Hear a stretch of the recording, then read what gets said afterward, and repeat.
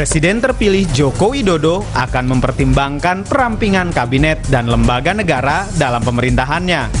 Jokowi menegaskan, tim transisi tengah mengkaji beberapa pilihan ihwal arsitektur kabinet yang akan datang. Ia mencontohkan opsi penghapusan wakil menteri.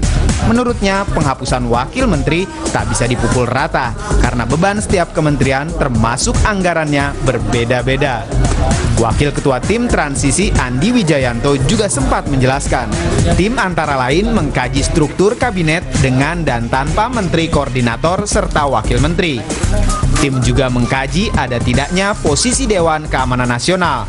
Pada intinya, tim transisi tengah menawarkan berbagai pilihan kepada presiden terpilih. Jokowi sendiri menegaskan, tim transisi yang diketuai Rini Mariani Sumarno tak akan mengurusi masalah pemilihan menteri. Menurutnya, pemilihan menteri melibatkan lembaga rekrutmen swasta yang bertugas memburu calon menteri. Jokowi juga menekankan menteri yang akan dipilihnya harus melepas jabatan struktural partai agar bisa berkonsentrasi penuh di kabinet. Namun, alih-alih ingin merampingkan kabinet, ada kemungkinan Jokowi malah justru menambah anggota kabinetnya nanti. Jokowi kabarnya tengah mempertimbangkan membentuk Kementerian Maritim. Terlepas dari itu, untuk memuluskan transisi pemerintahan, Kepala Unit Kerja Presiden Bidang Pengawasan dan Pengendalian Pembangunan, Kuntoro Mangkusubroto mengatakan, Presiden Susilo Bambang Yudhoyono telah meminta Badan Perencanaan Pembangunan Nasional (Bappenas) berkomunikasi dengan tim transisi. Jokowi menyambut baik keputusan Presiden SBY mengutus Bappenas untuk berkomunikasi dengan tim transisi. Namun, ia mengaku baru akan menemui Presiden SBY setelah ada keputusan Mahkamah Konstitusi pada 22 Agustus nanti.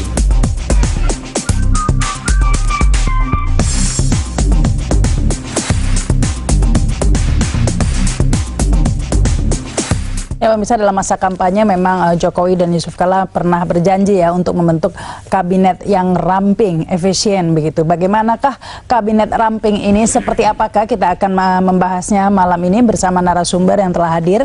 Ini ada Pak Jazilul Fawait ya, Ketua DPP PKB. Assalamualaikum. Waalaikumsalam, Mbak Rahma. Iya, dan kemudian Pak Andreas Parera, Ketua DPP PDI Perjuangan. Selamat malam. Selamat malam, Mbak Rahma. Ya, dan kemudian Pak Taufik Baudin, pengamat ini. Selamat malam. Selamat malam semuanya ini. Mungkin sekaligus calon menteri ini mungkin ya, enggak? Ya, saya ke Pak Andreas dulu ini. Ini seperti apa sih sebenarnya kabinet yang akan dibentuk oleh Jokowi ini jika nanti kemudian sudah hasil MK sudah keluar kemudian sudah diputuskan, apakah memang ramping 25 menteri, 27 menteri atau justru 35 menteri ini malah ditambah begitu? Ya, kalau secara normatif tentu ada persyaratan di perundang-undangan, ada batas maksimal kementerian dan ada kementerian-kementerian yang harus ada dan kementerian yang boleh ada boleh tidak gitu. Misalnya Kementerian Dalam Negeri, Kementerian Luar Negeri, Kementerian Pertahanan itu pasti harus ada. Yeah. Nah, tapi kalau kita bicara tentang apakah ramping atau gemuk atau langsing atau sedang, sebenarnya persoalannya adalah lebih pada bagaimana membangun suatu struktur kabinet yang kemudian bisa menjalankan apa yang menjadi misi daripada pemerintahan Jokowi. Saya kira ini yang menjadi hal yang lebih penting sehingga struktur itu mengikuti dan kemudian mampu menjalankan misi. Nah, kalau kita perhatikan misi dari pemerintahan Jokowi ini, terutama pada 3 aspek utama ya, yang menyangkut pada hal yang menyangkut berdaulat dalam bidang politik, bagaimana pemerintahan itu hadir di tengah masyarakat untuk memberikan rasa aman bagi masyarakat, untuk melayani kepentingan masyarakat. Tapi ini, nah, kemudian juga yang kedua adalah poin yang menyangkut ekonomi, yaitu bagaimana membangun suatu perekonomian yang mandiri. Kemudian dan yang ketiga adalah bagaimana membangun suatu kepribadian nasional. Nah, ini dari 3 aspek ini bagaimana kemudian didesain suatu kementerian, suatu kabinet yang bisa menopang misi. Jadi itu yang lebih dititik beratkan begitu ya Pak Andreas. Bagaimana dengan niatan dari awal ya untuk membentuk kementerian yang efisien ini, komitmennya masih seperti itu atau bagaimana? Ya, efisien itu relatif.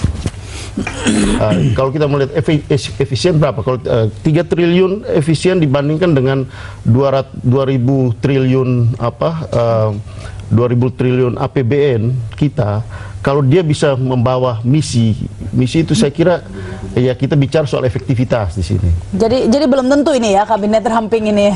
Bukan soal ramping, bukan soal gemuk, tapi bagaimana kabinet tersebut ini bisa menjalankan misi itu lebih penting. Gitu. Tapi bagaimanapun juga ini mungkin bagi partai koalisi penting ini gemuk atau ramping ini karena kalau ramping pertanyaannya mau dikemanakan ini yang perwakilan dari partai koalisi kan begitu nih Pak Jazil. Iya, jadi kementerian itu kan hak prerogatif presiden ya, milih menterinya, dan ini perwujudan dari kekuasaan presiden.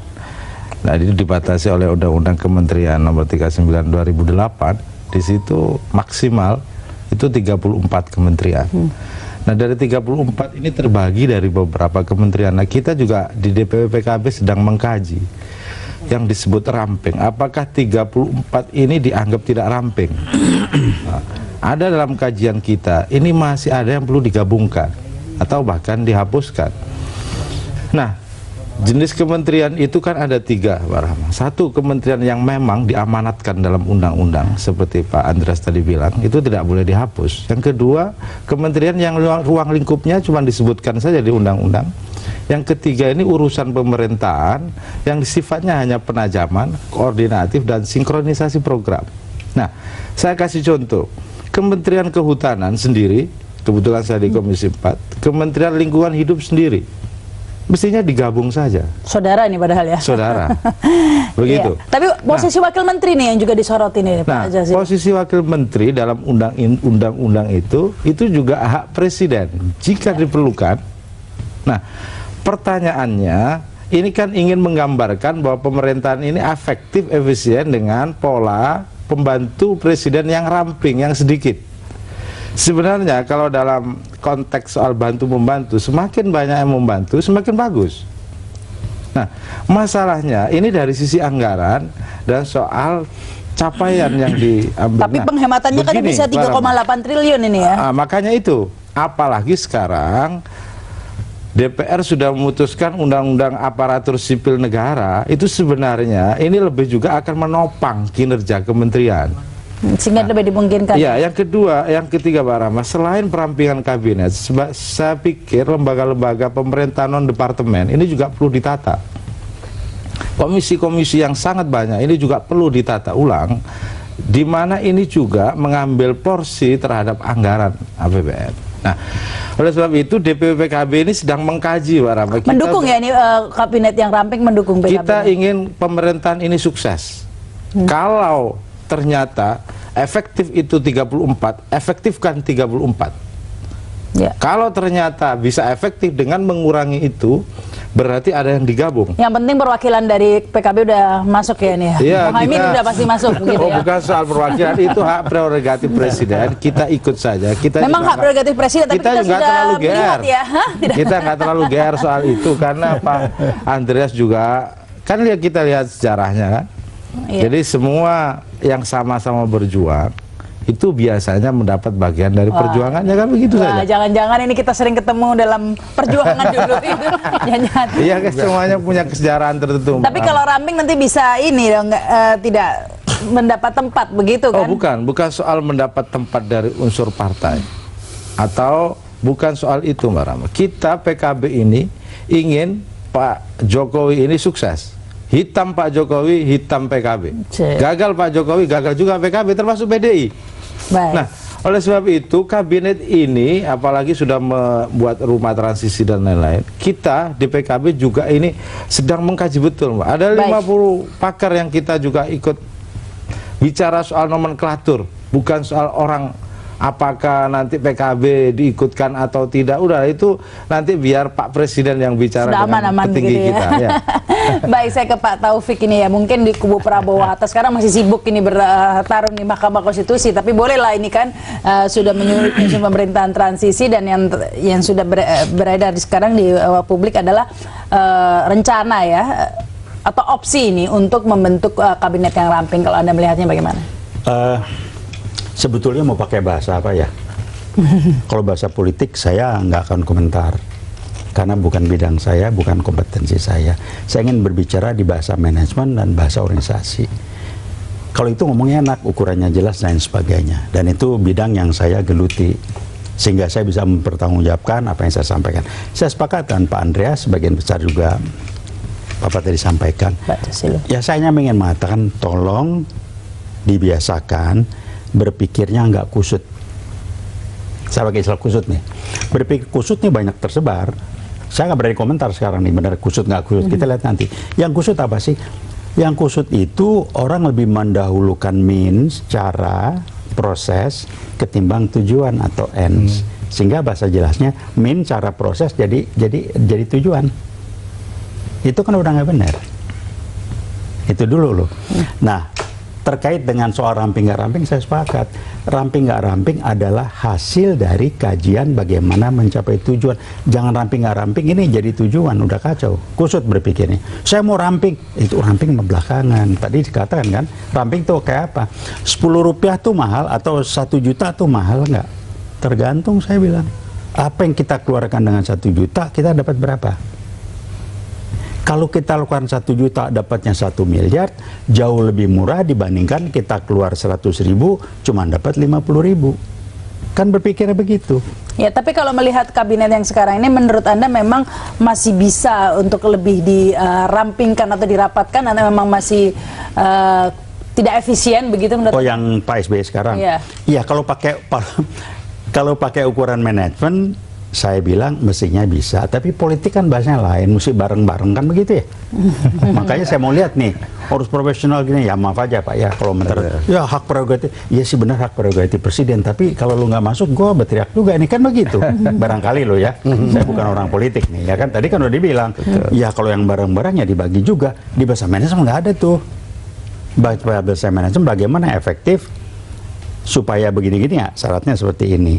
Tapi apakah efektif itu cost-nya berapa harus dibayar? Nah itu harus dikecil, jangan nanti efisien tapi tidak efektif. Kan itu harus. Jadi berpikir pakai ukuran yang mana, itu aja sih. Jadi gini Mbak Rahma, dari awal memang Pak Jokowi ini kan ingin pemerintahan atau susunan kabinet atau rekrutmen kekuasaan ini tidak melalui politik dagang sapi. Nah dari situlah PKB juga setuju itu. Sehingga sapinya sudah habis lagi ya di KPK kan, jadi ya memang makanya tanpa syarat dan lain-lain PKB juga setuju itu.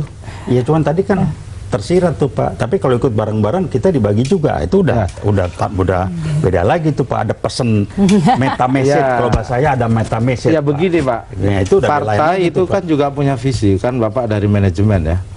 Partai kami itu juga punya visi Pak. Yang di situ salah satunya adalah bagaimana mewujudkan tatanan politik nasional yang berakhlakul karimah, itu di PKB jelas. Nah, jadi artinya? Artinya apa? Kalau punya kesempatan untuk menata politik ini, apakah kementerian, tidak pun kementerian atau di posisi yang lain, itu harus mengarah pada politik yang akhlakul karimah, yang mulia lah. Nah, baik, silakan ini. Kita juga terbukti kok, kita juga punya bupati. Betul. Ya, mungkin akan ditambahkan singkat ini Pak Andreas sebelum break. Saya kira prinsip dasarnya bahwa pemerintahan ini juga organisasi gitu. Dalam arti seperti tadi Pak Taufik sampaikan itu, bahwa di dalam membangun organisasi saya setuju juga. Kita bicara dulu bagaimana tujuan itu gitu. Nah, cuma sekarang ya kita tahu juga bahwa ini organisasi politik. Pemerintah itu tidak bisa lepas juga dari tidak bebas nilai politik gitu. Persis. Nah, disinilah kemudian pembicaraan itu harus dilakukan. Bahwa ada bargaining, ada negosiasi, itu hal yang wajar gitu. Adalah hal yang wajar. Dan ketika orang bekerja bersama, ya dia pun mempunyai tanggung jawab yang sama. Saya tidak katakan menikmati bersama, tapi tanggung jawab bersama. Tanggung jawab bersama untuk kemudian bagaimana tanggung jawab bersama ini ya untuk mencapai tujuan yang sama tadi. Karena ya disinilah kita ada take and give lah politik. Tidak bisa juga you take all gitu terus saya tidak dapat apa-apa. Nggak bisa. Padahal dulu kemarinnya tanpa syarat begitu, aja. Sekarang kan gini. Berubah nih kalau menang ini. Makanya saya setuju Pak Bahaudin, tuh manajemen pengurusan negara ini harus efektif dan murah. Mbak, kalau lihat dari postur APBN ini, gaji pegawai ini luar biasa. Iya. Sehingga tidak ada budget untuk pembangunan ini, mengurangi. Sehingga mengurangi alokasi pembangunan yang mestinya langsung diberikan kepada rakyat, ini diberikan kepada aparat yang ngurus. Untuk administrasi mahal. Kita akan lanjutkan lagi nih, kita harus break dulu pemirsa, ada berita segera kembali.